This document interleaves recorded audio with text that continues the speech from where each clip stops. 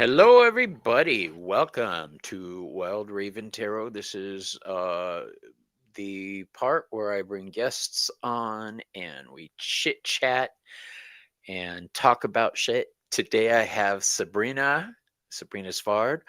How are you? Tree of Life Inner Guidance. I'm good, What's up? Bobby. Thanks for having me.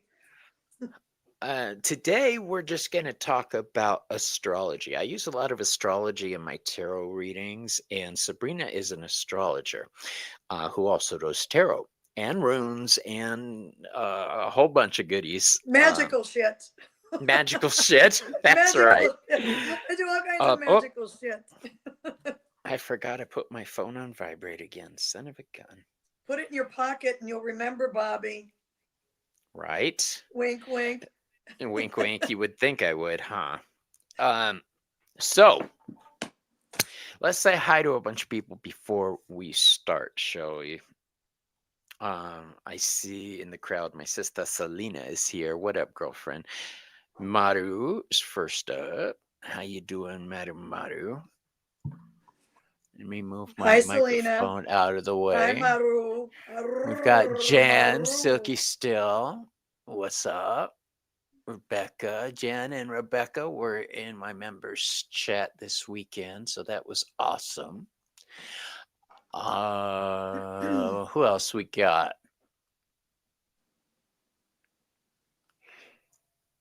We've only got a few people so far. Joanne Miranda! You got to say hi to Joanne. What up, girlfriend? I don't know if I can say it as well as you, Bobby. Selena. And there will be people joining us Thank you, as the thank show you, goes Selena, on. for both. Thank you, Selena. Selena was just commenting earlier about your Oracle deck. Yes. You want to show that real quick before we I got start? it right here. And I'm right now working on a deck that I was, you know how just shit falls out of the sky and you get these ideas? So I'm right now working on a tarot deck, and it is going to be absolutely hysterical. Hysterical. So I don't know. I have another one I'm going to do first, but this one seems to be kind of be taking a little precedence. So we'll see what happens. So anyway, here is my brand new Oracle deck. I just finished this up at the end of October. This is called the Land of Enchantment Oracle. And trying to get out of that glare. And it is all my own photography, all my own doing. And I did all the pictures, did all the captions, and it's a happy deck, and it's 60 cards. And we'll pull the first one out here that says celebration and joy. And we can use this to pull a few cards for the collective if you want to at the end. But I'm super happy about this deck, and I'm even more excited to do all of the rest of them. Because instead of having 6 on deck, pun intended, I now have 7 decks. I'm going to be really busy in 2026. It's very exciting. Good. Yeah. I would like to show you guys my cup that was gifted to me this weekend at the Bisbee Market.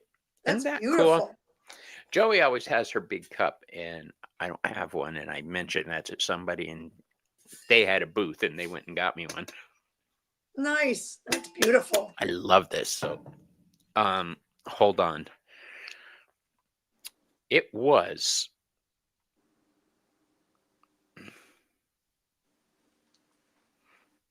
who was it? I don't have a good memory, you guys. My name's Sabrina. Nice to meet you. Erica, that was her name, Erica. And I'm going to be offering her products too. They're really cool. Don't you? You have an online store, don't you? I'm working on it. I can't seem to connect my bank account to my Printify shop. That's the only thing stopping me. I'm doing something wrong. So Joey's wife is going to help me with it. But I've got the designs ready to go.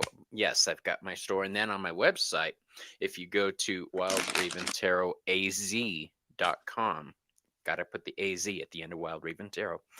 wildraventarotaz.com, I have a page called the Midnight Market where it's all our tarot tribe. People are sending me their info, and you can just go down and see who has a store and what's available. It's like a mall for our tribe. It's pretty cool. Shopping. That is Yeah. cool. And as Gerald would say, shop responsibly, blah, blah, blah. I'm a maximalist, and I'm not going to listen to that at all. I don't listen to those either. It's true. Let's see. Although I usually take a little shopping hiatus in January, February, and March, and then I don't know what happens. I'm back at it again.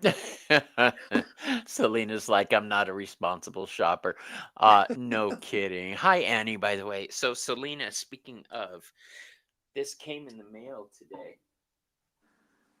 I got a couple goodies from Selena. She sent me this little anime deck, the Witchling Academy Tarot. So, I'm going to check that out.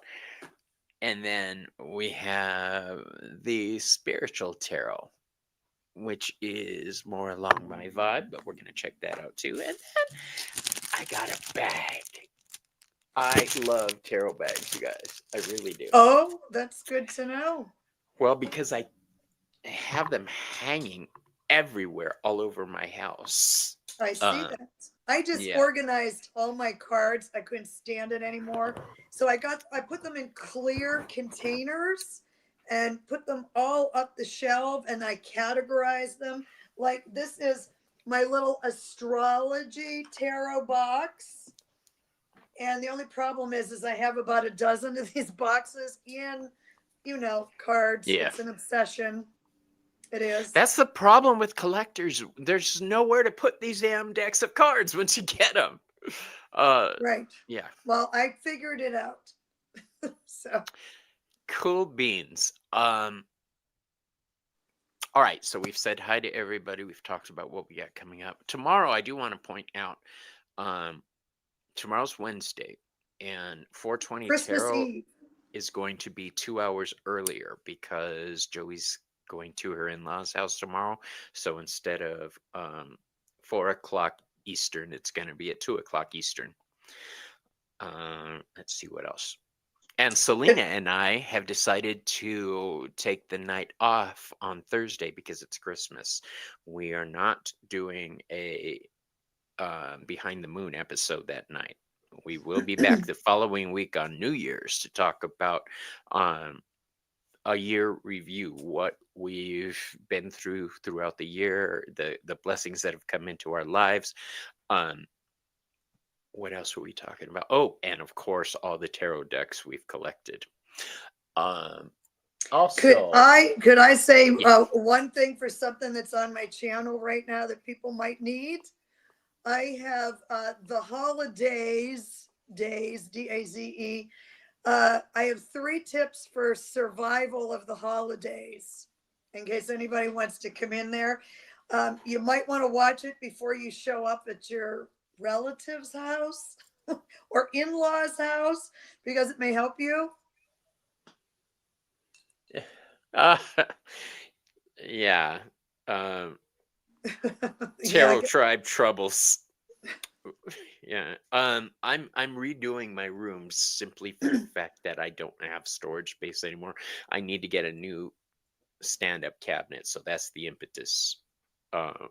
You could, the thing I have here is just a big cabinet, tall, thin, and if you put it in these plastic bins, it's super cool because you can see what's in there.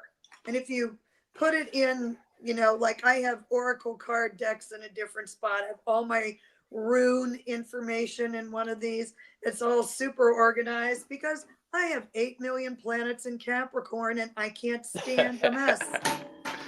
Let's talk about that. Let's. So, where did you want to start this conversation? Well, I think a lot of the readers that read tarot, they know a little bit about astrology. And a lot of people know their sun sign and maybe their moon sign. But I thought maybe we would just start from the ground up as to, you know, how you actually get your astrology chart and why does the time and place matter, etc., etc. So I don't know the folks in the chat how much they know about astrology. Maybe everybody in the chat is already an astrologer. Any astrologers in the chat? Fess up. Or if there's anybody in there that kind of doesn't know anything except their sun sign, I'm happy to yak on about it. Bobby has left the building. Is that my mother calling? She does not want to talk to me, I assure you. That was my doctor. Doctor calls get taken. I'm sorry, you yes, guys. Yes, they do. No, it's okay. It's okay. That was actually my old doctor calling with one of those, hi, we'd like to go ahead and get you scheduled. I was like, hell no. When I was with you, my numbers dropped so badly, I almost died. No. They're like, oh, Yeah. okay, we'll just close out your account. Yeah, you do that. Thank you so much and Happy New Year. Right. So like, I'm I'm looking live at right the now. chart. I can't cuss you out.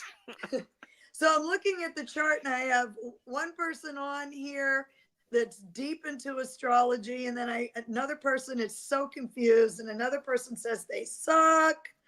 So I first of all, astrology is my nemesis. Yeah. So what I want to say about astrology, okay, how it differs from tarot, okay? So there's 78 cards in tarot, however you want to pronounce it. Tarot. Once you learn the meaning of those 78 cards, you know, the rest of it's kind of your own interpretation, or depending on the imagery on each deck, that could somewhat alter a little bit the meaning of the card or the situation. But kind of tarot is tarot is tarot. And I hope that makes sense to everybody else in the chat. You know, like the Four of Pentacles, for example, is the miser card. Okay. It means hanging on to your resources. And another Four of Pentacles is still going to be the miser card, and that's not going to change very much. With astrology, your whole kind of existence is altered individually by where the planets were in the sky at the moment you were born. So not only do you have to understand the sun signs, as we'll call them, the signs, you have to understand what the planets mean. You have to understand what the houses mean and what the planet in a certain sign in a certain house means. And then there's the transits, which are ever changing. The transits, meaning the planets in the sky, are still revolving around the sun, through all the signs. So now you have to look at how the transits affect your planets. And before you even look at that, you have to understand how your own planets affect each other in the chart. And that's the reason why one Leo or one Sagittarius might be so different from another. It's because of where the planets land at the moment you were born. So there's a lot to astrology and astronomy, and it's, you know, kind of mathematical configurations.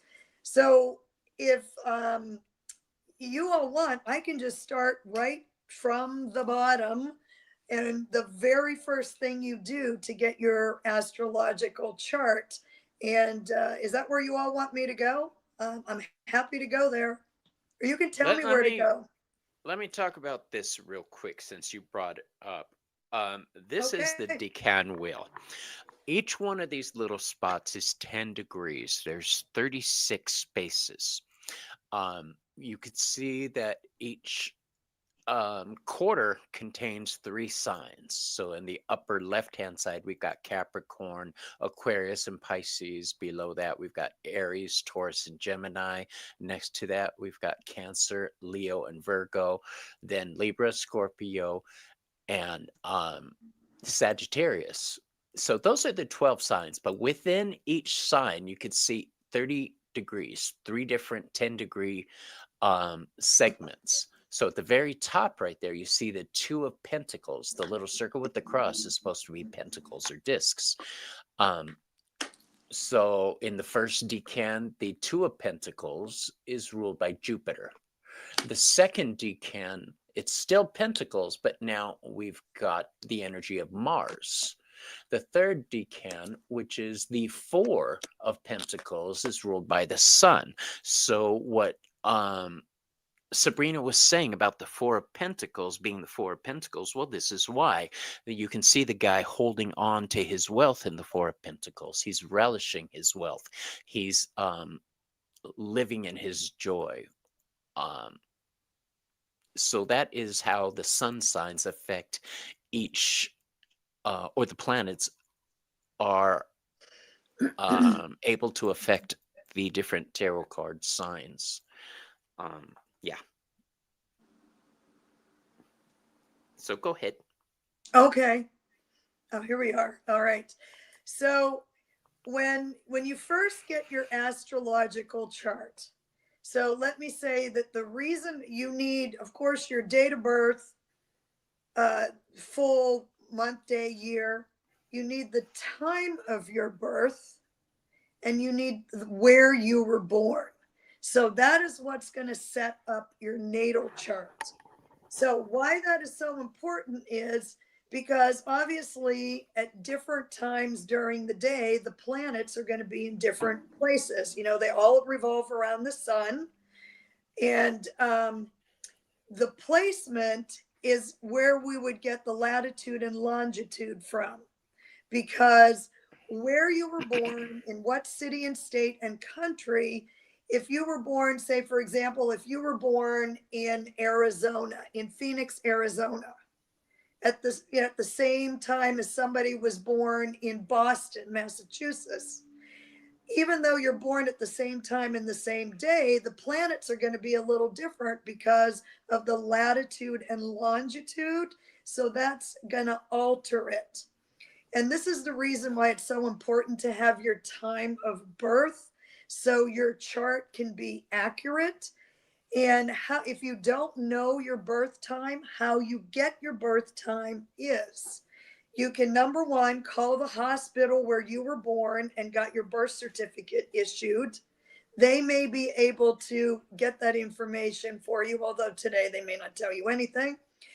And also, wherever they registered your birth, in the city where they registered your birth, like where I grew up was not where I was born. I was born in Indiana, PA, hometown of Jimmy Stewart, might I add. That's not where I grew up and where my address was, but that's how I got my birth certificate. Is I had to contact the Indiana County Courthouse in Pennsylvania, tell them that I wanted my birth certificate and I wanted the time on it. You have to very specifically ask for the time or they won't put it on there.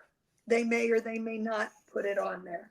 I think Bobby's doctor's calling him again. So I'm going to keep on talking. No. Okay. Just messing around, messing Just with my head. Just hitting my vape. Okay. Thought I'd do it off screen to not draw attention to it. Thanks, Sabrina. No problem. I just want to make sure you're here with me. I'm here. I would never leave you.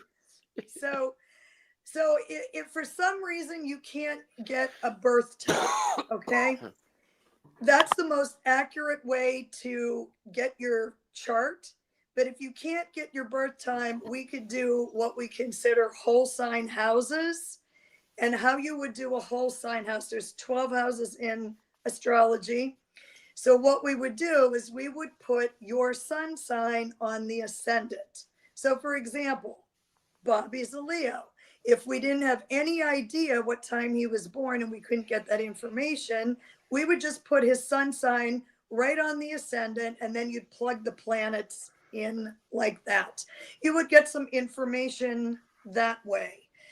You could also do it as whatever day you were born and what degree of Leo that is. What degree are you, Bobby? Leo?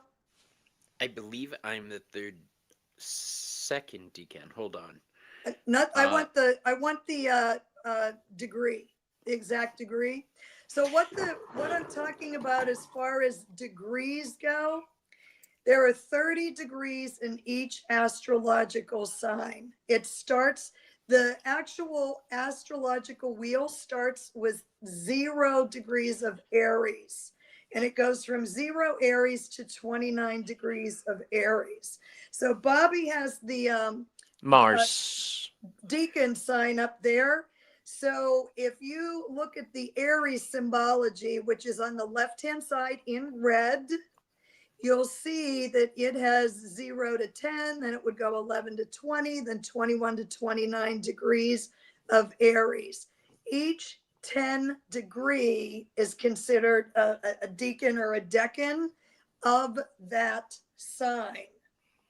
So as far as using a whole sign sun chart, if you don't have your birth time, if you were 15 degrees of Leo, you would put that 15 degrees of Leo on the ascendant and plug everything else in around the wheel. I hope this is making sense to you all. So 0 is the first degree of any sun sign. 0 Aries is considered the start of the astrological wheel. And that's why you'll see Aries put on the what's called the ascendant. And that is the far left-hand side of the chart. Bobby, do you have a chart you can pull up? Any chart. Of what? Yours. Nope, I don't want the deacons. Oh, no. I don't have a chart.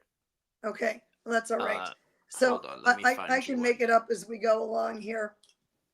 So the very first sign, your ascendant, is on the astrological wheel on that far left corner.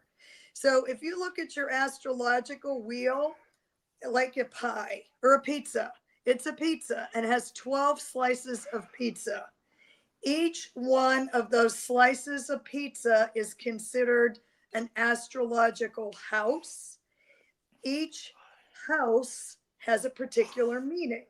So how you get those houses set up to be accurate to you Whoops. is you need your birth time and your date and your place. And that would set it up to your astrological chart.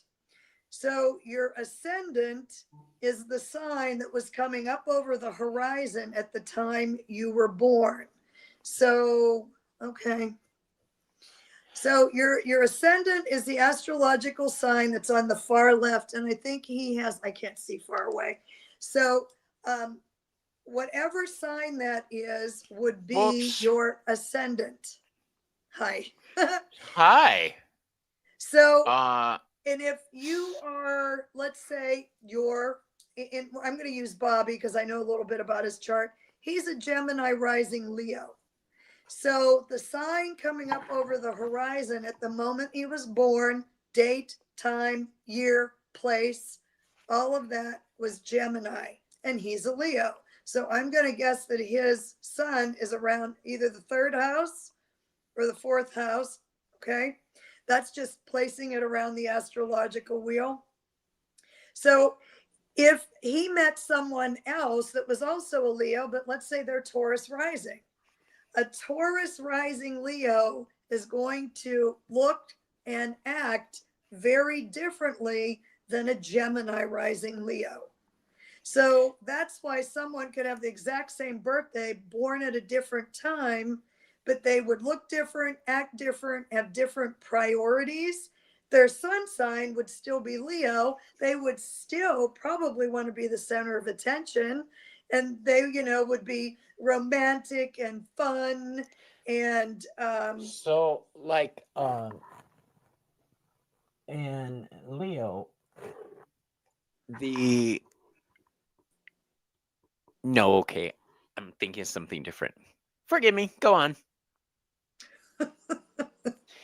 It's the Gemini coming in there Well, I was saying, "Oh, but questioning wait, I about think so a Gemini Leo would be more cerebral, I would think, and a Taurus Leo would be more physical, sexual, uh, grounded, I would think. yes, yes." So a Gemini rising Leo would want to come in the room and be talking to everybody, probably know everybody, um, have an opinion for everybody. A Taurus rising Leo would kind of come into the room and Timmy. perhaps not start talking right away. They would kind of observe the room and see what's going on, and their physical appearance would be very different. So I have not met you yet in person, Bobby. How tall are you? Are you tall? I'm 6 foot tall. And you're probably a more slender build. Currently, I am, yes. Okay. So a Gemini's appearance is going to, I would think, taller, more on the slender side. Not always, but more wiry. Because remember, Gemini is ruled by Mercury. Mercury was the messenger of the gods. So Mercury was flitting around all over the place, having conversations. And then Taurus is the sign of the bull. So the Taurus rising Leo is going to come in the room, probably a little bit more substantial frame, solid, probably has the reputation of we're not going to change this person's mind. Where a Gemini is going to be like, oh, let's talk about that. And what do you think? And how do you feel? And maybe we'll do this. Maybe we'll do that. The Taurus is like, Taurus Yeah, I rising do that. Leo. Yeah, it's like, I don't know. How is this going to benefit my bank account? That's what and the Taurus is going to say, before we do anything, can I have some food? Can we have, do you have any wine here? And I'm going to go right over there to that cheese board and we can talk about it once I have something to eat. So notice how that's super different.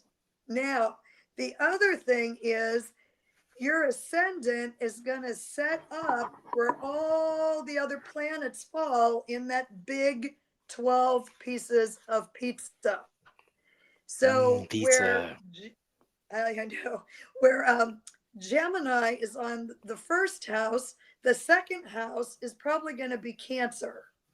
So Bobby really likes having security. Whether he has it or not, he likes that. He wants that. Or because I know a little bit about him, I'm going to say that, how he might earn a living is taking care of people. And he values taking care of others because that's very Cancerian. And then when we go to the third house, is your son in the third house, Bobby? Because that would be where Leo would be, unless you have, No, it's yeah, in the third house. it's in the third house. It's in the So third. now Bobby could almost come across as double Gemini because Gemini rules the third house. So his son in Leo is in the third house and he's Gemini rising. So he's going to get a double whammy of that Mercury energy where Mercury already rules his chart. His sun is in the third house that's ruled by Gemini, and that's Mercury and Gemini again. So then the fourth house, Virgo, I'm assuming you have Virgo on the fourth. I do not know. I couldn't tell you Okay. offhand. I have it Well, written down somewhere. okay, so that's all right. I'll get your info and pull it up and I'll look at it later. But now I'm going to back up to the Taurus rising Leo, which is going to have a very different energy. The first house would be Taurus. So this person is going to come in the room. They're going to come in solid, strong, more than likely immovable, not super talkative out of the gate. Then when you go to the second house, that would be ruled by Gemini. And this Taurus rising person, because Gemini and your second house may also say that you value communication and you also may have two or three different ways of earning a living. because Gemini is duality. So where the second house rules your value, it can My also rule your brother's a income. Gemini. My brother knows how to hustle. Yeah, He's yeah. I have Gemini on the second. I'm Taurus rising, so I know the setup really well. So I have Gemini on the second, and I've always had at least 4 jobs Me too. doing all kinds of things. But this is also going to move. We're talking about a Leo, though. This is also going to move the Leo's sun into a different house position. So you have Taurus, the way you come in the room, first house. Second house is way you can earn money, your values, what's important to you as far as somewhat material things. Third house is communication. So now we've got Cancer on the third house. So somebody with Cancer and their communication style is going to be very different than a Leo communication style. And now the Cancer would have Leo on the fourth house, where your fourth house is your home and your upbringing. So we've taken that Leo sun and put it into the fourth house, completely different energy from the third house. So this is why it's super important, if you have the ability, to get your birth time and where you were born, because this sets up your astrological wheel that will start to make more and more sense to you as you look at it. And the other thing is it sets things up. So different planets in the sky, which are called transits, you can see what department of your life is going to be affected by where the transits are. So for example, right now we have 4 major heavy outer planets that are changing signs. And if you all know kind of what the solar system looks like, so you know how the sun is in the center of the solar system, our solar Mm-hmm. system, and the planets go around that. So the further out the planets are, the longer it takes for that planet to go around the sun. So this is why to go around the sun the whole way, Saturn takes 29 years approximately. That's your Saturn return. I'm going to have a whole big talk on Saturn return. I love Saturn. Most people do not feel that way about Saturn, but Saturn stays in a sign for a while, 2 or 3 years. And then as you go out, Neptune stays in a sign longer. Uranus stays in a sign for, like, it takes 85 years for Uranus to go around the sun. Pluto, it takes almost 250 years to go around the sun. So these outer planets really hit us as a collective. And right now we have those planets shifting from water, feelings, emotion, earth, stability, money, monetary things, into fire and air. Fire signs are like, right, Bobby? We're like, yeah, let's get it done. We're going right this very minute. Get the hell out of the way. And the air signs are like, let's talk about this. Let's get everybody together and take a consensus. And, the fire signs want to go off to war because we are in that same cycle of the Civil War from, century or two ago. And the air signs are going to try and talk these fire signs out of it, I hope. So this is why it's important to know your own chart, because when these outer planets, heavy duty planets, make a shift into a different sign and element, it's going to affect you for a long time. You won't feel it immediately, but you'll kind of feel it breathing down your throat, or down your neck. You'll feel it breathing. So I hope that's making sense to everybody. I hope I'm not putting people to sleep in the chat. Hello. Um, let's talk about the energy of the signs and the houses. Because a lot of people may not know that the zodiac signs do carry a slightly different vibe than the Okay. actual houses. So the first house is correlated with Aries. Okay, so here's your astrological wheel. I totally forgot it was on the back of these cards.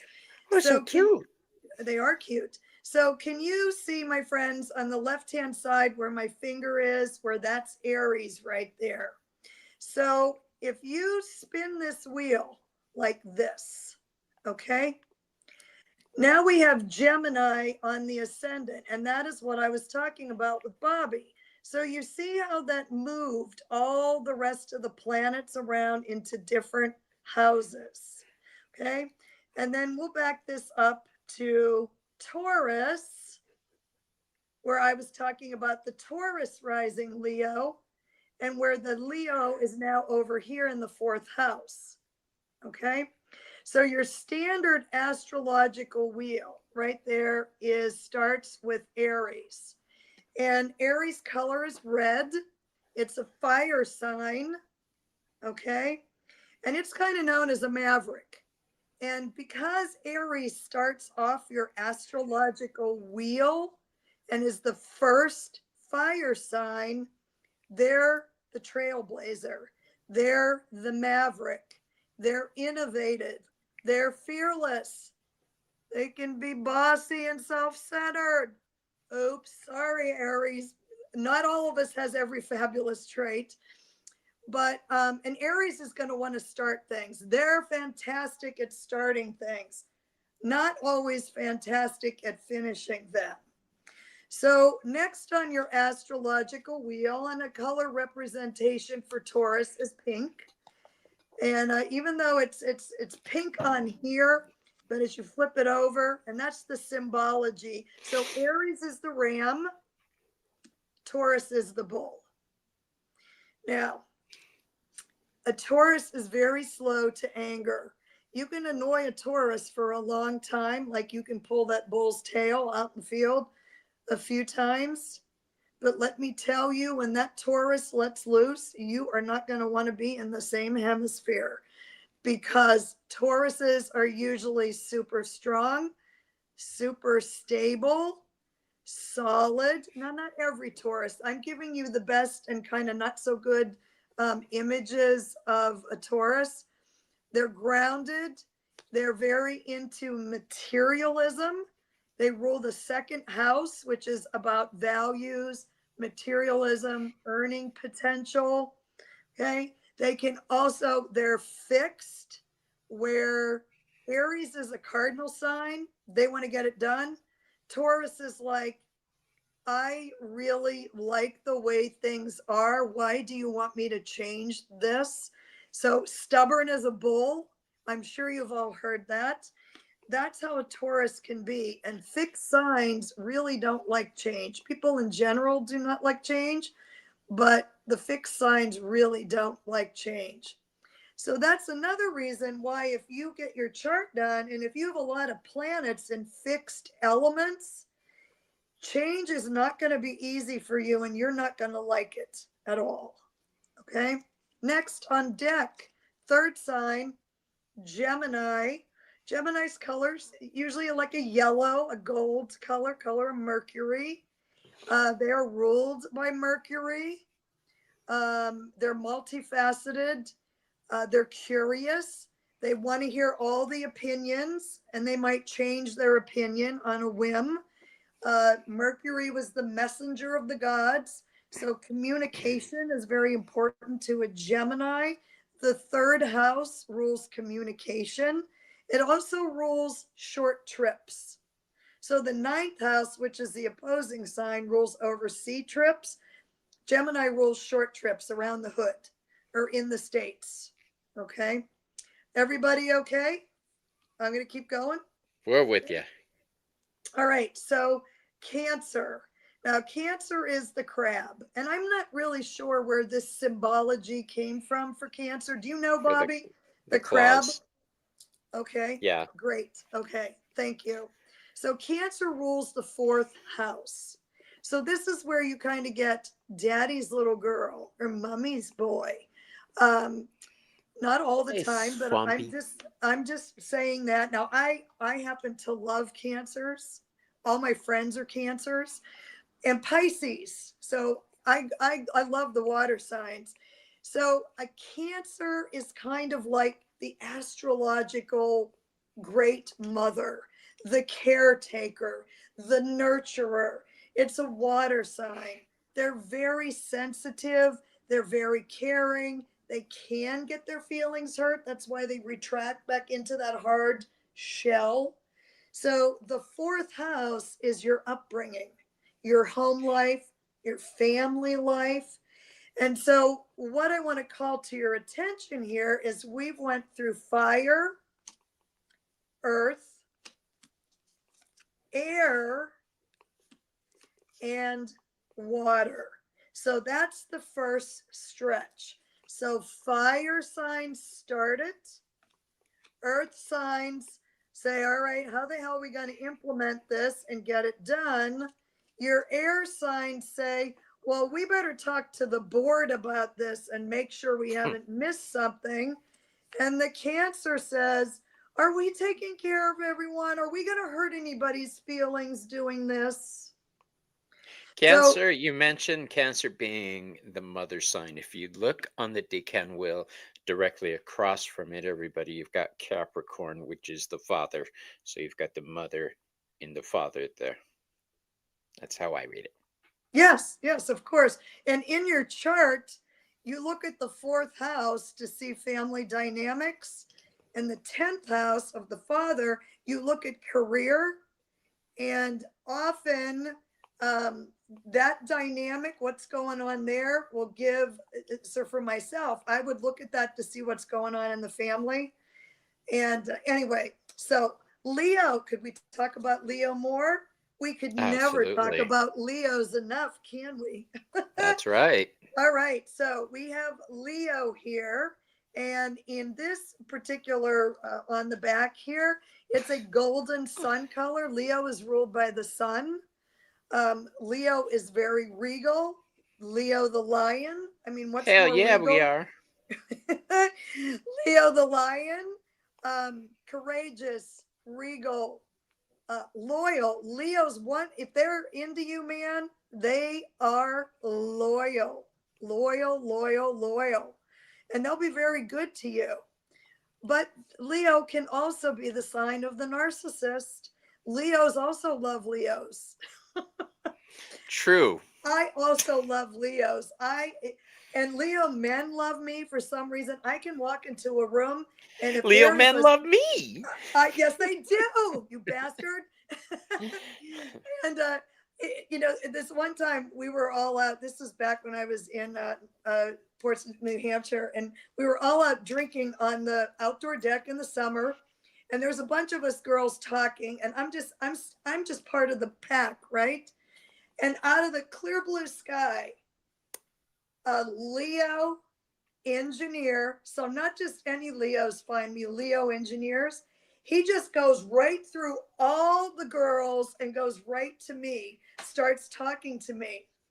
And I'm laughing and giggling, and I looked at him and I said, I bet you're a Leo, aren't you? And he said, I am a Leo. I said, are you an engineer? He said, I'm also an engineer. How did you know that? And everybody just died laughing. And I said, they find me. But so anyway. What I'm hearing is you telling him predictable. I said, thank you. I already know you love me. Thank you so much. Actually, Leo men do love long hair because of the mane. The lion's I'm growing mane. Mine out. I want mine to look like Jason Momoa. That's right. Yes, and we would love that. You have to have a man bun. You have to tie it up with bones. By this time next year, I will have my long hair finally. Okay, and we'll be waiting. Okay, I'll take y'all on the journey. Leo rules the 5th house, and the 5th house is creativity. It's love and romance, not marriage. Love and romance, fun, parties, children also. So Leo does rule children and the house of children, the 5th house. So now, completely on the opposite end of the spectrum, we're going to go to Virgo. Okay, now Virgo, the virgin, the fair maiden. If someone's Virgo rising, I hate you because you look nobody knows how old you are. You look like you're 14 and you're 92, and it's just not fair. So a Virgo rising person, even though they're probably going to be rather plainly, very simply dressed, because Virgo doesn't like all that fuss coming after Leo, they they look very young, like the fair maiden. And I would they're like to they're point out before you go on, the symbol for Virgo and the symbol for Scorpio are very similar. So don't get confused by this. The way you can tell the difference is Scorpio has a sting, so that's got that little pointy at the end. All right. It's pointing outwards like a Scorpio, whereas Virgo, the last part of it crosses over like a female saying, "No, stop." and that's So, Virgo, but Virgos are more into porn than any other sign. right. Don't let That's why them I say kid you. stop. Yeah, Don't. that that's all crap. Right. So Virgo also, they're very into the health sector, caretaking sector. You will find a lot of nurses or medical people are Virgo or Virgo rising, and they're also, as a rule of thumb, yeah, that's funny. And Virgo has their legs crossed with no It's true. underpants. Right? So your Virgo, the downside of a Virgo is they can be hypercritical, and they're kind of their astrological job, besides uh, the health and healing, is their job is to find what's wrong and try and fix it. I grew up with a Virgo raising me. Bless her heart. She was a Virgo through and through. And anyway, Virgo rules the sixth house. The sixth house. And when I go through all of these, I'm going to show you how the opposing houses, how they mirror each other, just like the signs mirror each other. So Virgo rules the sixth house of if you're an employee, it can rule your work. It's not if you're a contractor or self-employed or an executive. But Virgo is your day-to-day, everyday activities. What you get out of bed, you put your pants on, and you go to work. Virgo rules all the day-to-day stuff and taking care of yourself. Your Okay. job, your house, your dog, those all fall under Virgo. The And things that you Virgo's do an earth daily. sign. Virgo's an earth sign also. So, all right. And then we're moving on to now, this is the seventh house. So now we talked about Aries, which rules the first house. And if you did a whole sign house chart and you put 0 Aries on the ascendant, what would you would have on the other side would be Libra. Libra. Aries is me, me, me.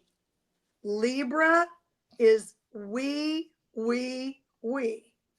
So Libra is about partnerships. Libra is about balance. Libra is about harmony. Libra is about justice, and this is the symbol for the scales. And justice is the scales is the symbol for justice. And if you ever have met someone, Libra is ruled by Venus, just like Taurus, which I don't believe I mentioned that, is also ruled by Venus. Someone that is Libra rising or has a lot of Libra planets is usually very beautiful. And I'm going to give you the most recent, very beautiful Libra. Gavin Newsom is a Libra. He's pretty. He's pretty. And He's got a great heart too. And he's got a lot of Sag in his chart. So if you get a Libra that is very kind, and they're usually very respectful, and they try to understand your side and make sure you've heard all sides of the story. But if you get a belligerent Libra, they're going to come after you. That's why they make great lawyers. Like Libras Gavin can use their Newsom. intelligence as weapons. Yes, and your air signs are going to use that intellect as a weapon. and you are watching that on stage with Gavin Newsom. And I think, I want to say he has Moon and Sag, maybe. So he has a lot of law signs. Sagittarius also rules law and justice. So you're watching a very beautiful, incredibly smart, intelligent man, and the Sag is saying, "This is bullshit, and I'm going right after you." And they're funny. Sagittarius is the jokester of the zodiac. So you put that belligerent Libra with some Sag in the chart, and they're going after you, and they're going to make everybody laugh and make a fool of you. And I think that's exactly what he's doing. I'm sure you could all agree to that. I But think my mom was a Libra or is a Libra. My dad was a Virgo.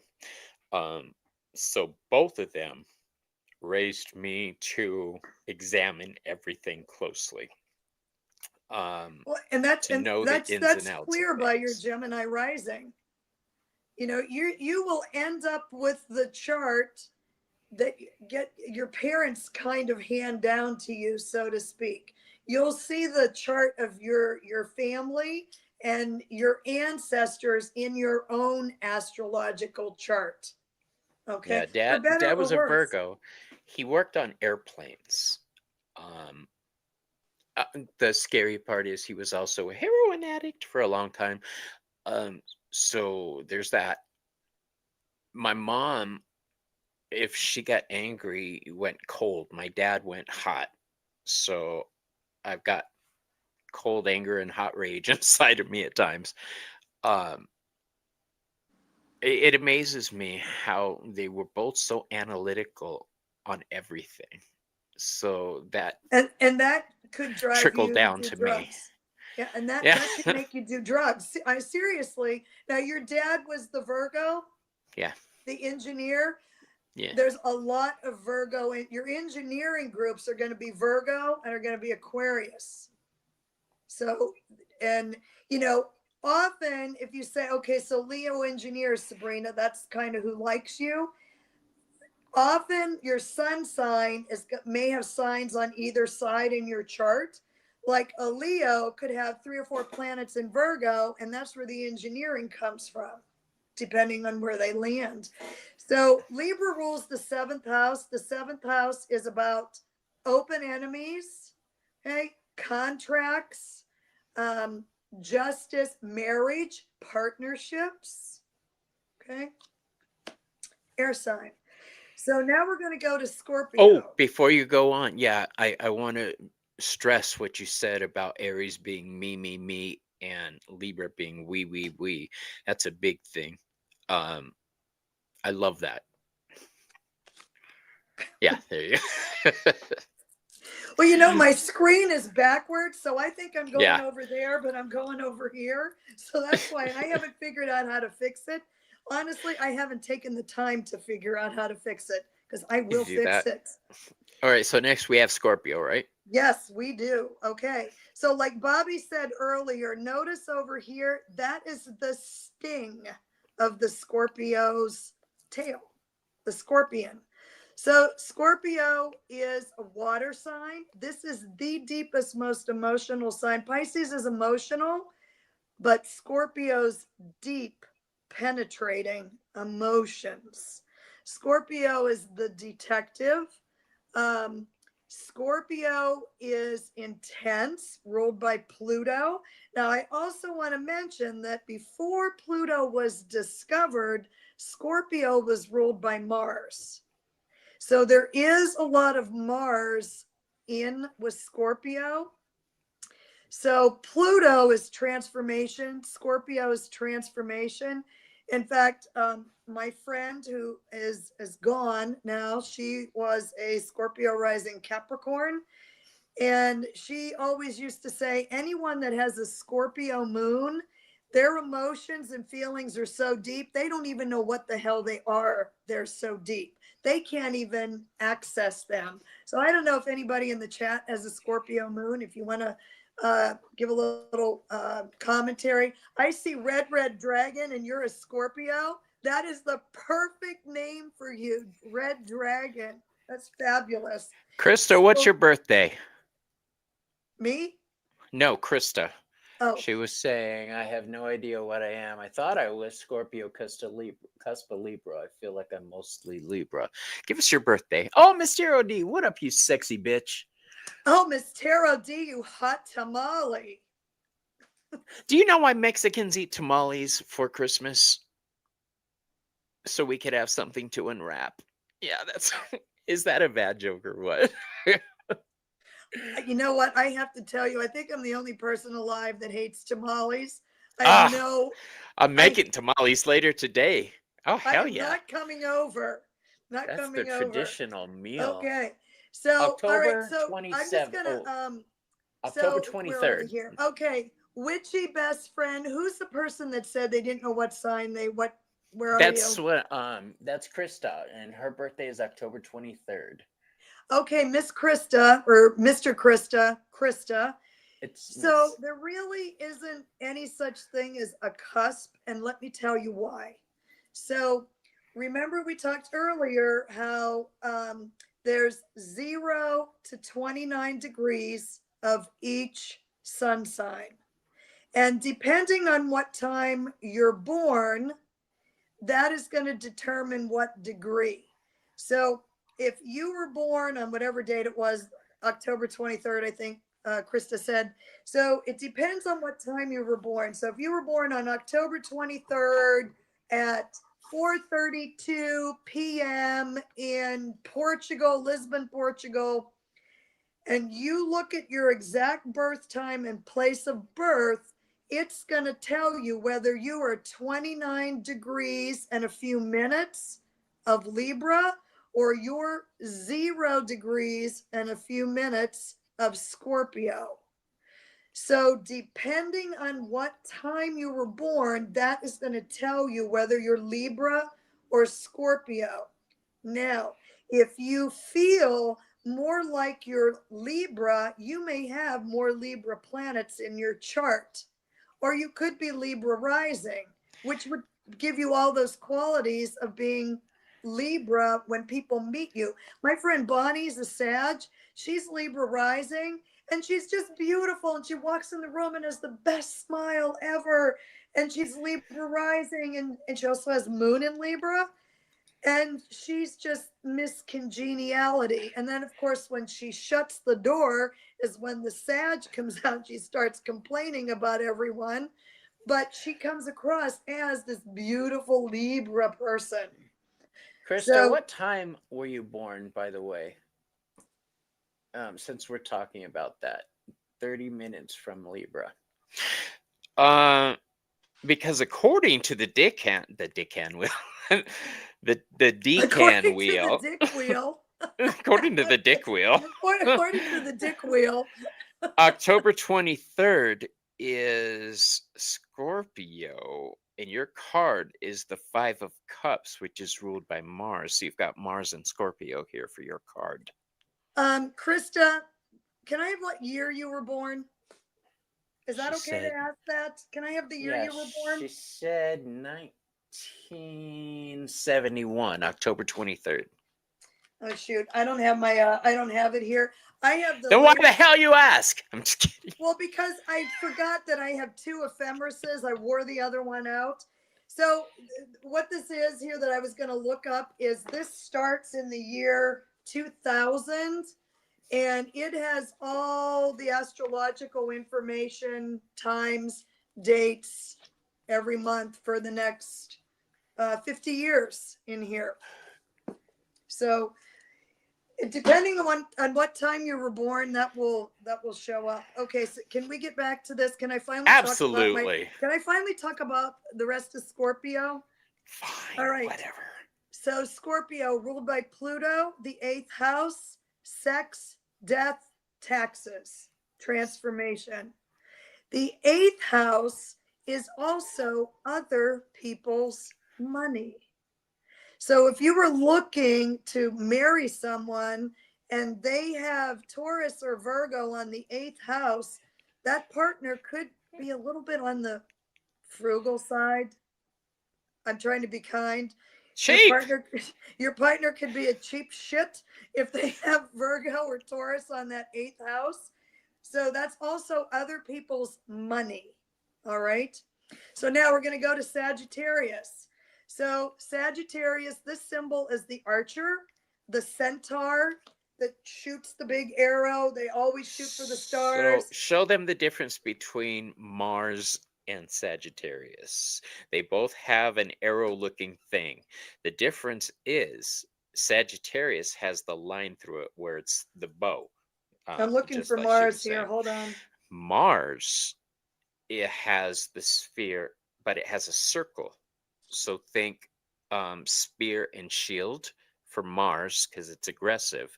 And with Sagittarius, he's trying to find his way. It's about direction. So that's the difference there. I want everybody to understand the glyphs so that when you see them on tarot cards, you know which energy to bring into it. And it does take a little bit of time to learn the glyphs. I started messing with this stuff 40 years ago, so I write in glyphs. I don't write out Sag and, you know, anyway, so Sagittarius is the sign of the archer, the centaur, ruled by Jupiter. Sagittarius does everything in a really big way. They are the cheerleader of the zodiac. We are enthusiastic about being enthusiastic. And we always try to look on the bright side. And Sag rules the ninth house, which is philosophy, higher learning, far horizons, such as overseas travel. Um, it rules learning, teachers, and I have 4 planets in the ninth house of Sagittarius. What have I done my whole entire life? Teach. And I've taught overseas. I've been flown around the world to give trainings. And your athletic signs also. Sag is your big athlete here. Aries is another athlete. Leo's another athlete. Your fire signs. Okay, competitive. I used to think I wasn't competitive until I started Taekwondo, and I'm like, bitches, I'm number one. Get out of the way. So ruled by Jupiter, the downside of a Sagittarius, I mean, we have none, just kidding. The downside of a Sag is they can be the blowhard. They can be, it's super egotistical. Kind of the fire signs can There's a have, fire sign. it's a fire sign, ego thing. They also can be the student. Instead of becoming the guru and the master and the teacher, they're forever a student because they just don't know where the hell they're going. Okay. So now the sign that is most near and dear to my heart is, now we're going into the 10th house, and we're also going to the midheaven. So we're transitioning to the top of the chart here, where this is the midheaven. This is where you are seen in the world, the 10th house, how you appear in the world. And this is Capricorn. And this is kind of a funny sign. This is the sign of the mountain goat. So you have, you know, a land animal and a sea animal. Well, it's the sea goat. Yeah. Yep. Did I say mountain goat? I didn't You mean did. it. I'm sorry. The sea goat. Sorry. There's So actually a big story about how the sea goat relates to it. go ahead. I'll do another show on it sometime, but it's about a Zeus sending a goat to carry 2 kids across the sky in the ocean, and one fell off in the waters. It's a neat story, but You know, if you look back at all these mythological gods, they made some seriously irresponsible decisions. right. So the sea goat is a blending of the water and the earth. Yeah, you're right. So Capricorn. Now I will Those are great readily. cards, by the way. Those are Aren't they really cute? You cool. want to see what they Yeah, are? I do. I may need to get this Astro Alignment deck. Okay. And it does come with a nice little book which I haven't looked at. I, I hardly ever look at the guidebooks. And I that's know, why me when I too. design all of my decks, they will never have a guidebook because you're going to know what they mean without a guidebook. Okay. So Capricorn ruled by Saturn. Hey, Now Denise. I have to say that Saturn gets a really bad rap, I think, but I have six placements in Capricorn. So that's why no matter how sad I am, this is going to win because I have so much Capricorn energy. Ruled by Saturn, this is your CEO, your executive, your boss that doesn't give a shit why you're late. You're late, you're irresponsible. That is Capricorn. Capricorn is about responsibility and things to do with Saturn and Capricorn. They're in it for the long haul. They're not in it for like, all right, I'm going to just All do right. this for the next 2 Well, months. let's talk about Saturn for a second. I'd Saturn love to. is the planet of wisdom, as well as restriction. But Saturn on the tree of life is associated with the third sphere, Binah, the mother sphere. So it gives birth also. It gives form. It pulls the energy in with that circle and gives it form. All right. So when you say, "Oh no, Saturn," everybody don't. Saturn is wisdom. I I love Saturn, but Yeah. that'll be a whole talk for another show. Yeah. And if you knew We could do the astrology, planets next time. yeah. So Capricorn is the child that is already an adult. So if you had heavy Capricorn planets or a lot of Capricorn placements, you are old before your time, but as you age, you become younger. And it's started to get to the point for me because of all these Capricorn planets. I am truly at the place. Can I swear on this channel? Fuck yeah. I am truly at the place where I do not give one fuck, two fucks, a red fuck, or a blue fuck. I don't care because I have busted my ass my whole life. Saturn and Capricorn are mastery. Mastery. So if you treat a Capricorn boss properly, you do your job, you maybe go a little bit out of your way to do your job, they will probably make sure you're recognized because that's the kind of people they want to hang with. And And even though I'm sad yes. with all this Capricorn, I try my best in my life to only surround myself with people who walk the walk, talk the talk. And if they say they're going to do something, they do it. Because if they don't, they will be out of my life so fast. No patience for any of that nonsense. So Capricorn rules the 10th house. And let me just give you a little quick example of Saturn in the 10th. Saturn in the 10th is you are on display to the world. Saturn in the 10th also can predict a fall from grace. Richard Nixon, Saturn in the 10th. Saturn will reward you. It will take you down like a ton of bricks to where you belong based on your responsibility and behavior. That's why I love Saturn. So red, aren't the negative side of Capricorn prestige and materialism?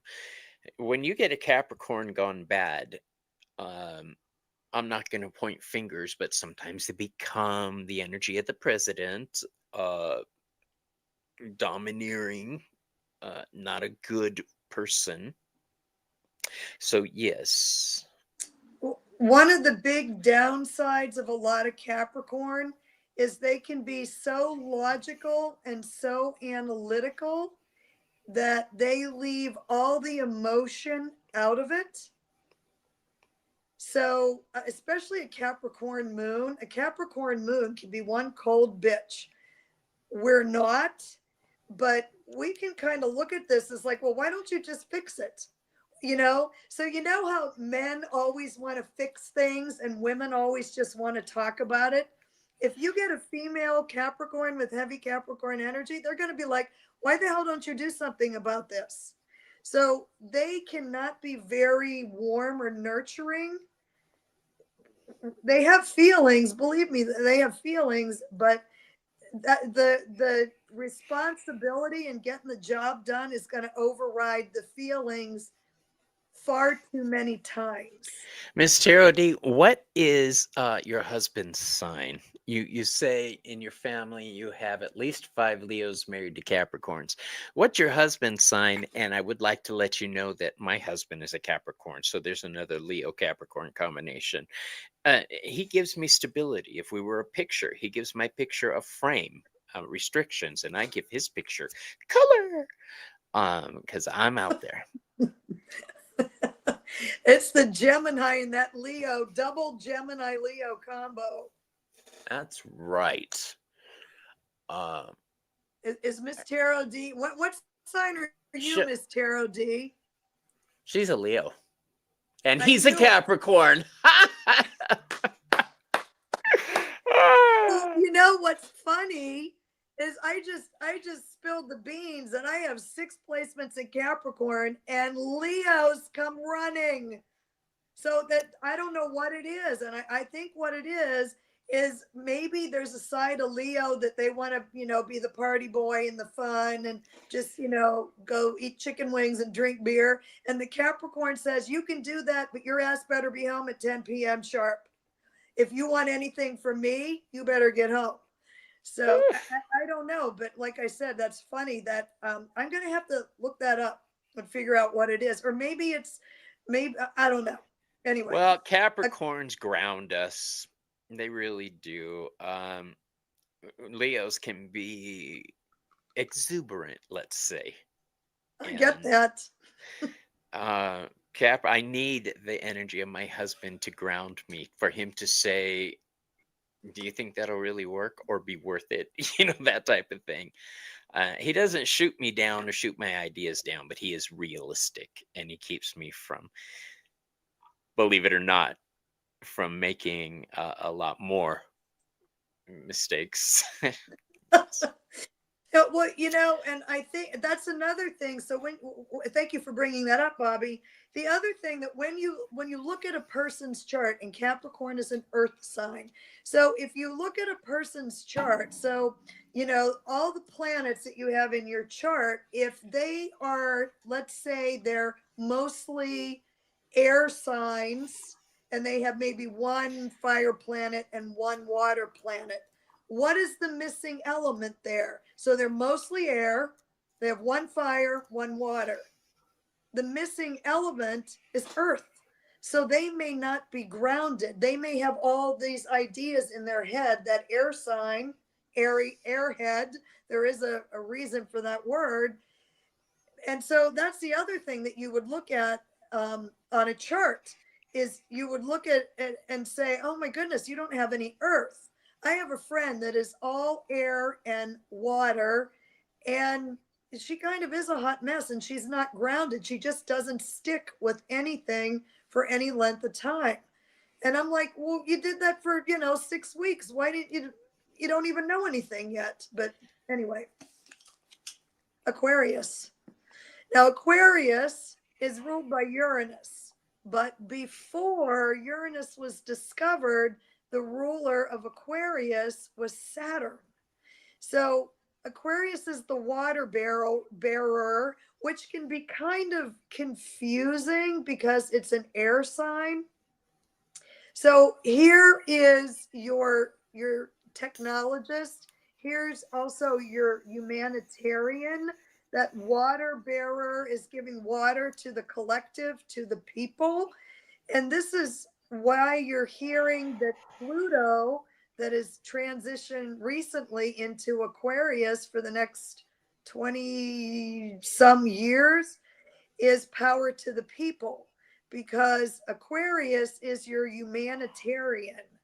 So with Pluto in Aquarius, we, instead of, where Pluto is in Capricorn, which is all the executives, the banks, the top down, the heavy structure, CEO. Now that Pluto's in Aquarius, you are going to see more and more of the people starting to protest, as one example of Pluto and Aquarius. The people are going to start taking over. So this rules the 11th house of groups, and best friends. This is where your friends are, is in the 11th house. So if you've ever dated an Aquarius, you might be so super confused. Are we lovers? Are we friends? Or what the hell's going on here? So that could happen. Is, they definitely want to be your friend. They want to be everybody's friend. But if they take, Aquarius will walk away from a difficult situation if they realize they're not going to win this argument, rather than sit there and argue with you, Aquarius will just turn on their heels and say, I'm done. So, and there's your Aquarius symbol, which is kind of the crazy symbol, I call it. So that's Uranus. Yeah. So, and that rules Aquarius. So if you consider some of the characteristics of Uranus, Uranus is very sudden. So I keep hearing Uranus. You stay out of my anus. I'm talking about a different one. Uranus.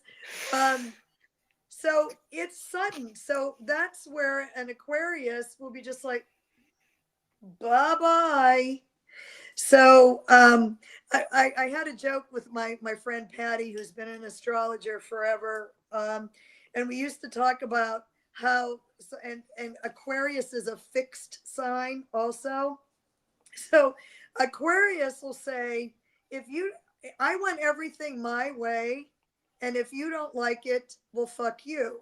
And Scorpio wants everything their way, another fixed sign. And if you don't like it, I'll fucking kill you. So that's the difference between the two. Scorpio will seek revenge. Aquarius will be like, bye, don't love you, bye, I'm out of here. And you just don't even exist anymore. So, which is super interesting. So now we have, last but not least, we have Pisces. Wait, before we go into Pisces, if you look at the Aquarius cards in tarot, it's the 5 of Swords, the 6 of Swords, and the 7 of Swords are the Aquarius cards. They're all difficult cards because they deal with your thoughts and how to deal with them. The 5 of Swords deals with betrayal. The 6 of Swords deals with moving into a better frame of mind. And the 7 of Swords is about conflict, stealing your peace of mind. Yeah. And so they all deal with a mental thing. Yeah, swords in the tarot decks are all about mental and mental agility. So if you look at, the 5 of Swords, you've got conflict going on here. How are you going to kind of think your way out of this? 6 of Swords is that Uranus saying, bye-bye. Bye-bye. And the 7 of Swords, you sneaky fuck, you're dead as soon as I find you, but I'm going to find somebody else to do it for me. That would be Scorpio. I see. So, all right. So Pisces, like I said, last but not least. So Pisces is a water sign, super ultra sensitive, ruled by Neptune. Before Neptune was discovered, it was ruled by Jupiter. So it does have a little bit of an affinity with Sagittarius, even though those signs in theory don't really see eye to eye on things. So Pisces is really sensitive, can be emotional, psychic. This is your sign of the psychic and also the psycho. So because of Neptune rules creativity, the dream world, imagination, psychic intuition. It also rules drugs, alcohol, addiction, the 12th house, which is the self undoing, where the 6th house is the self undoing, as in mental and emotional. The 6th house is physical. So those are opposite on the astrological wheel. So Pisces is mutable. I forgot to mention that was, there's just so much. You see how there's just so much, and we are only talking about the sun, the signs. Pisces is mutable. Sag is mutable. Gemini is mutable. That means we can change our mind anytime we want to, and we don't care. Well, we care, but well, mutable signs figure out the next step. They figure out where they're going and how to hand it off to the next season. Like Pisces would hand it off to Aries, or Aries. And we're Pisces flexible. leads, yeah, they lead by empathy. They use their intuition to know the twists and turns of how to deal with things. Pisces is known as the house of death, you guys. It's the house of endings. Death and undoing. Death and undoing. Yeah. You know, it is the last sign of the zodiac. It is that before the wheel starts. As I told you, my friends are all water signs for the most part. I do have a Gemini friend or two, and a couple of Taurus friends. But my friend Kitty, who was the Scorpio rising Capricorn astrologer friend, that she's no longer with us, but what she said about Pisces, I thought, when she first said that to me, I kind of took a little step back, because she did not mince her words at all, which I can appreciate after the sting wears off. She said Pisces is a viper. Now, I know that you are reacting the exact same way I did, but I know a few Pisces, and I think that's true. But you have to really do something to them to bring that out. I mean, every sign has a light side, shall we say, and a dark side, you know. And the dark side of Pisces, it can be a lot of drugs and addiction ruled by Neptune, but it can be one of the most creative, sweetest, most empathetic, sympathetic, kindest people you'll ever meet.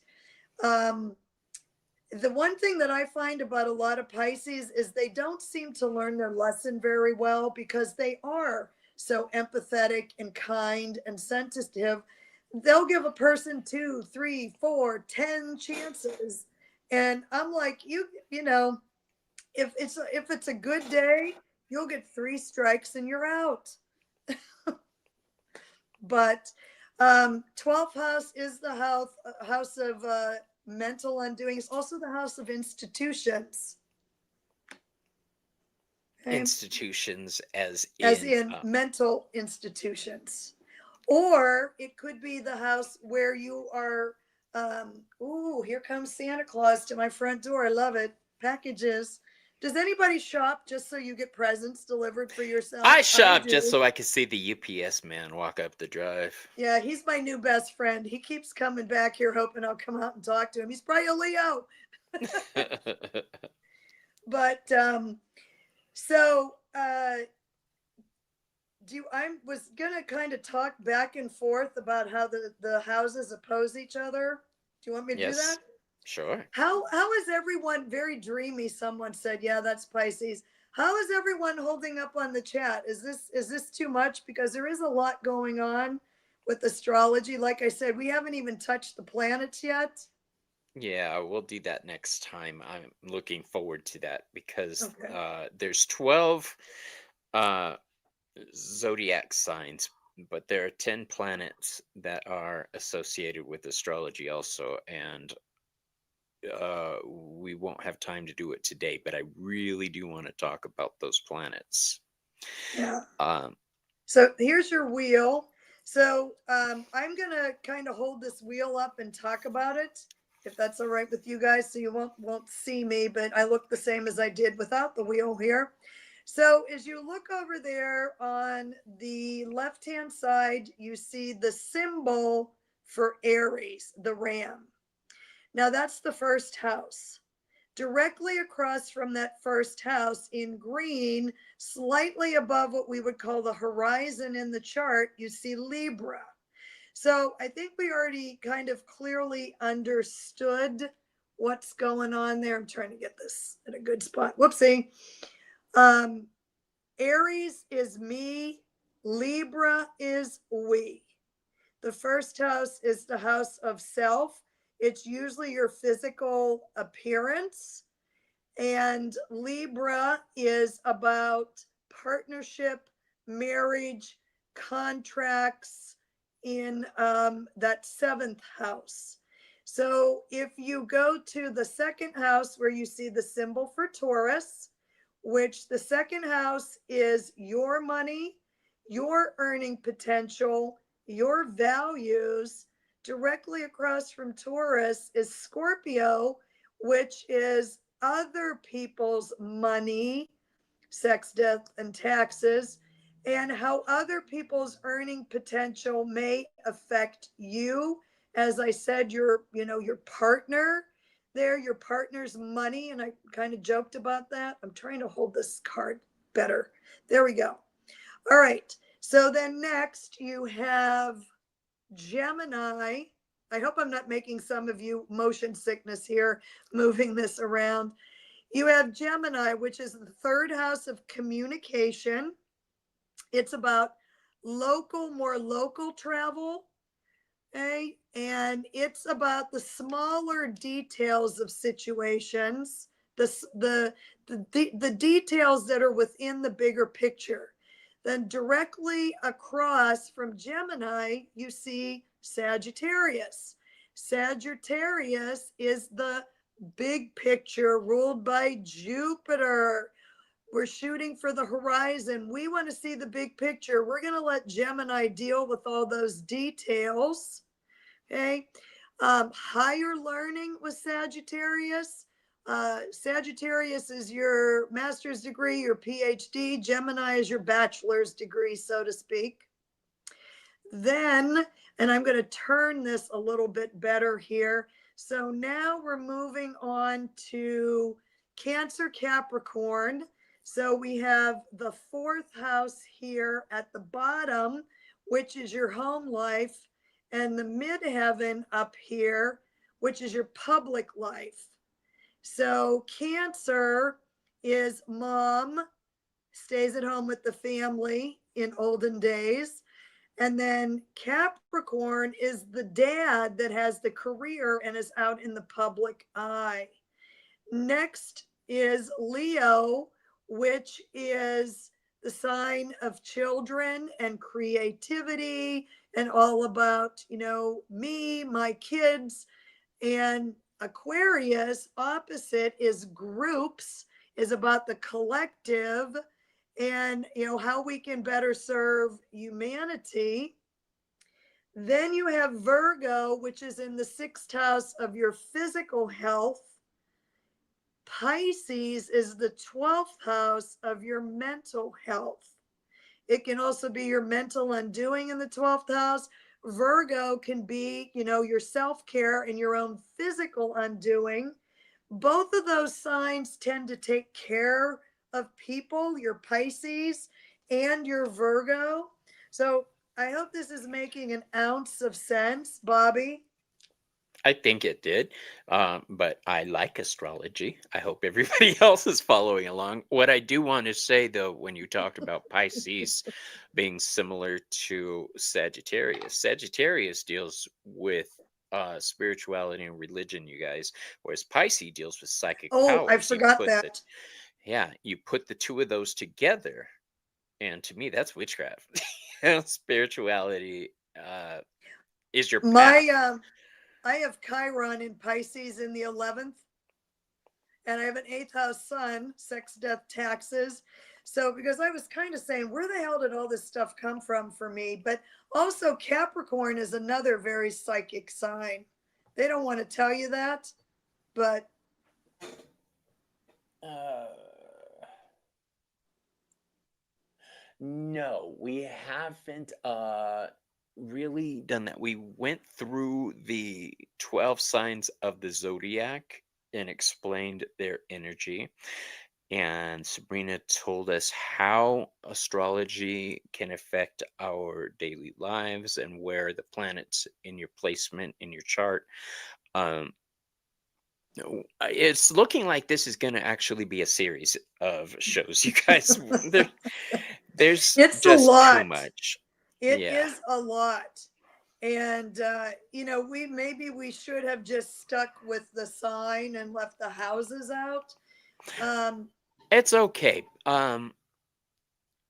We didn't really dig too deep into the houses. We touched on the commonality between the 12 zodiac signs and the houses, which is cool.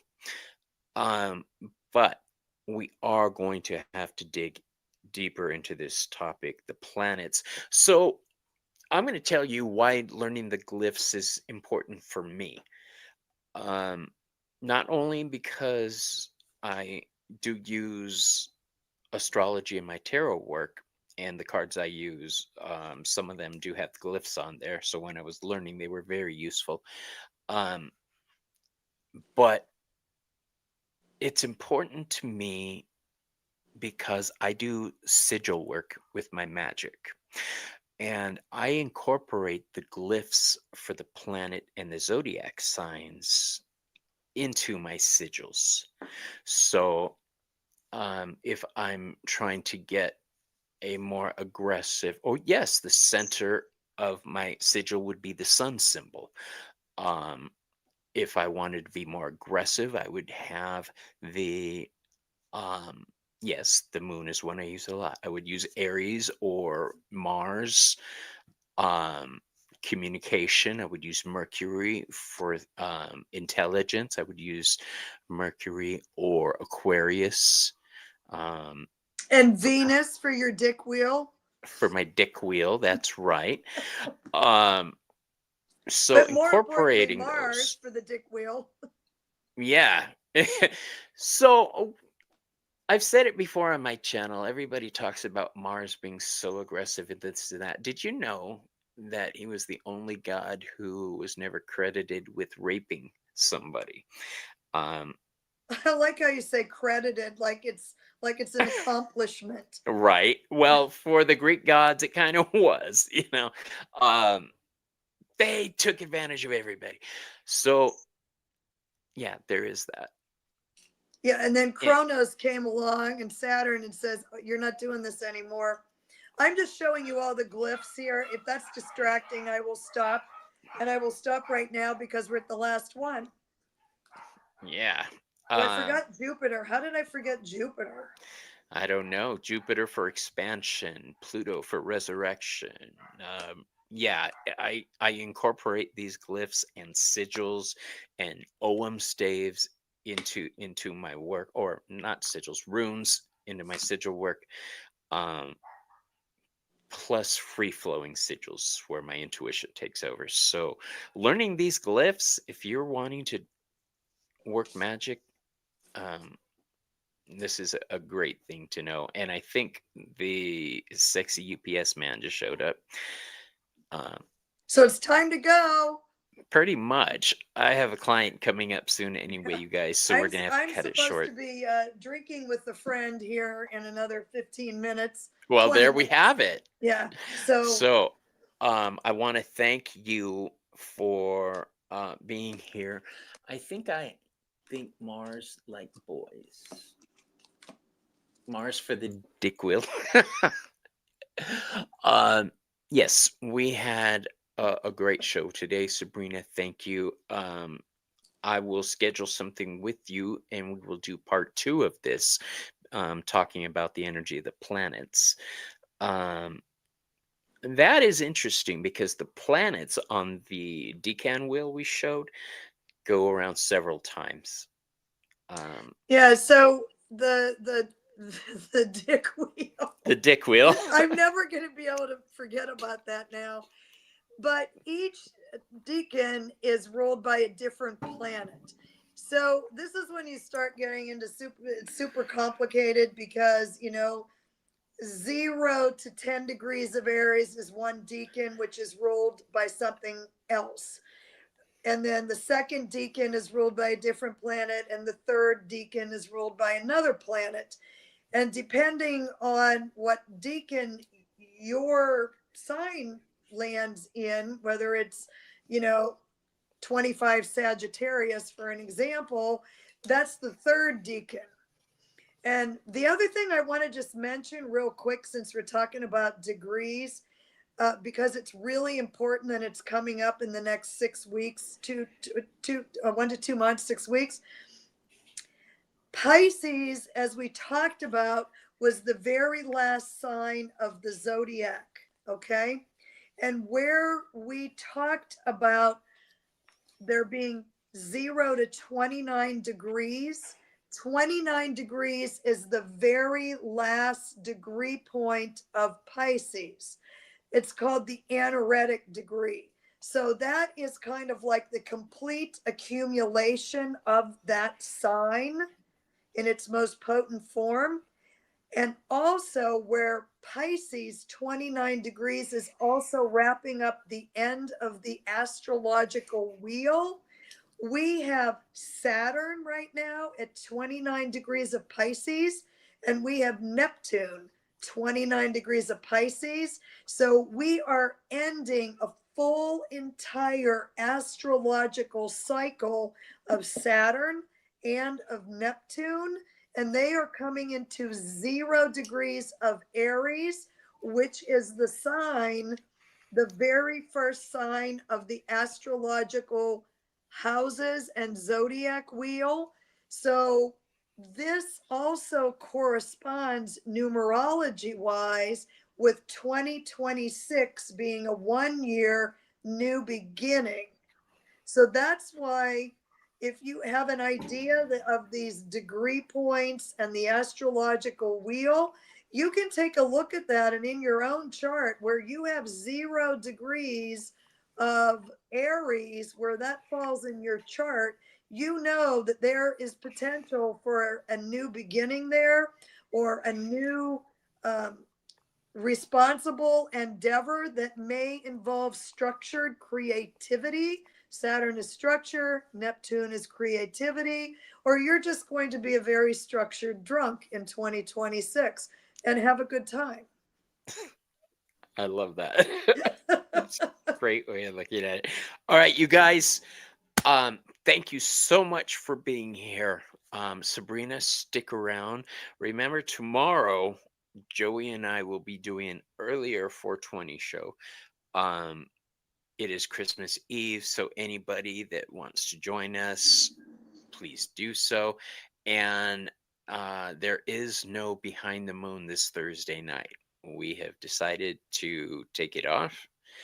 We'll be back next week, and we'll be doing a year recap and a projection of what we are going to be doing for the upcoming year. So I'm excited about that. I love you, Selena. I love all you guys in chat. Thank you Can for I joining just us. can I just remind them that if they go onto my channel, is the holidays survival 3 tips. So go take a look at that. It's fun, and that's Tree of Life Inner Guidance. Yes, and also on my Midnight Mall page on wildraventarotaz.com, you can order Selena or Sabrina's Selena. You could order Sabrina's deck from there. There's a link to take you to her website. All right. All right. It's So been a blast. Let's do it again. absolutely. Love you guys. I really want to study your dick wheel. Run that by my husband. All right. Bring him along. He's a Capricorn. Somebody's got to run the camera. That's right. All right, everybody. Love you. Love y'all, but I got to go eat. All right. Happy holidays. Happy ho ho. Bye-bye. In stream.